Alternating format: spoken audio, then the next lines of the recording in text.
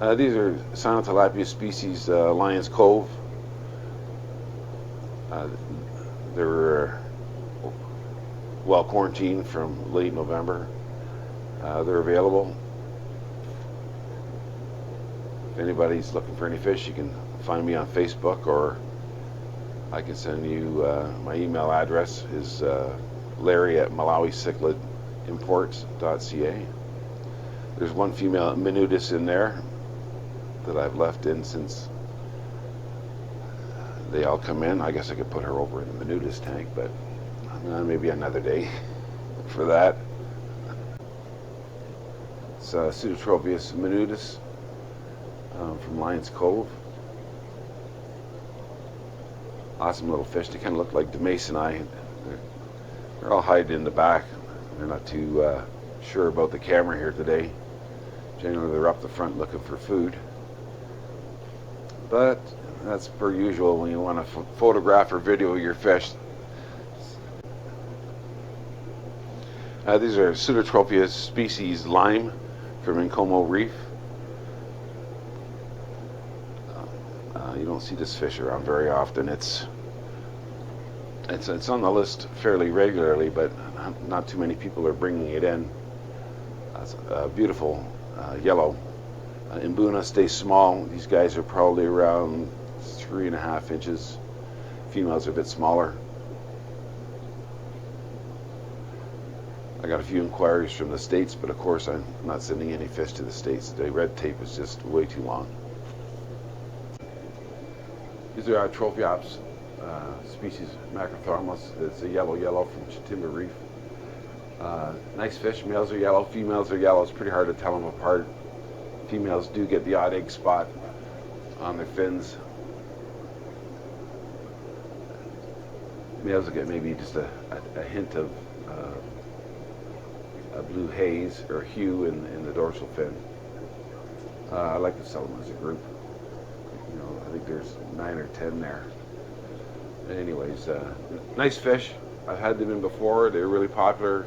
They disappeared out of the fish room probably within about 3 weeks of them coming in, but this time they're just hanging around a little bit longer. So I've had these in since late November. So they're well quarantined. They're ready to go. So in this one tank of Larry's, we've got an older lemon jake here. There's the big older boy. He was born in 2014 in March here. And this is just proof that you're never too old to get it on, because that's what he's trying to do right now.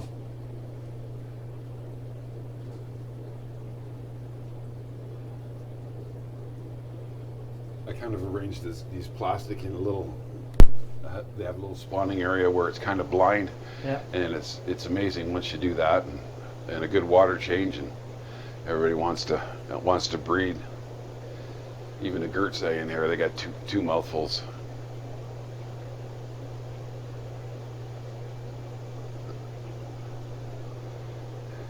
Sometimes it's just a matter of arranging any structure so that fish can do their breeding without anybody else watching. So he's putting the chase on some of the other ones there now. Well, he's a little bit over 5 years old. Well, that's the thing in the wild there. A lot of the peacocks are going to spawn in caves, and a lot of your Copatochroma species, they'll make these big giant pits so that other fish are near the bottom there and stuff. They can't see what's going on. Yeah. And a lot of people don't know that because they don't get the opportunity to go to the lake, or not too often nowadays. People actually have Koning's books, which is again a great plug for Larry. You're going to learn a lot from there, and you get to really see what the fish are like in the wild, so you can do like Larry's saying, help promote more breeding by making them more comfortable to what they're used to. And again, this is one of my first generation from wild.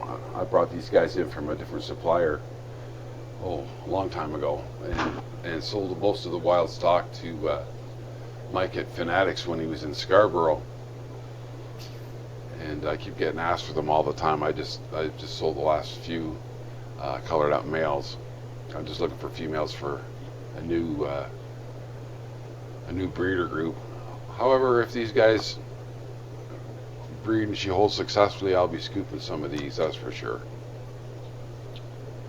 But he's And one of the big Gertz eyes in the 4-inch T. He's not too happy with the other guy making all the moves today. So I guess he's going to hide out for a while. There's a Gertz eye female here, munching away. They haven't been breeding regularly, but they've been breeding enough that you know, I let my first spawn go. Josh Cunningham was here from Michigan, so I sent them home with. Oh no, it wasn't Josh. It was Robert Zaganek from Mississauga. He grabbed the first 12 or 13 that I had, and I've got the other spawns all together in a 40-gallon breeder growing them out now. But yes, the Lemon Jake, he's looking good today.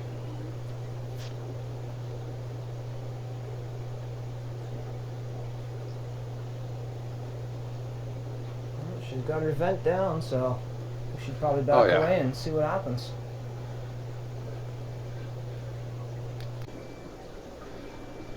Yeah, most of these fish in this tank are Alanakera, Jacob Freiberg guy from Otter Island, or Otter Point, same fish.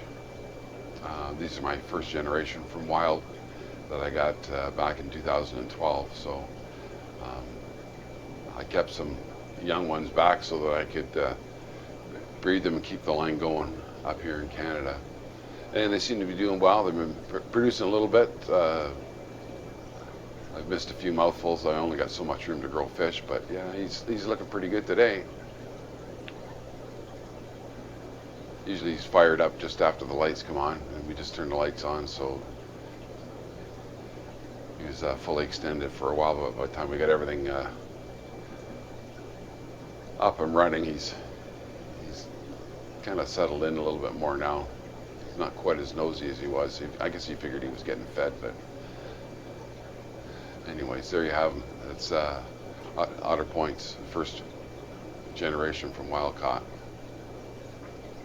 There's other fish in the tank as well. There's some Hepatochromis azurus, mostly males. I think there's one female in there for him.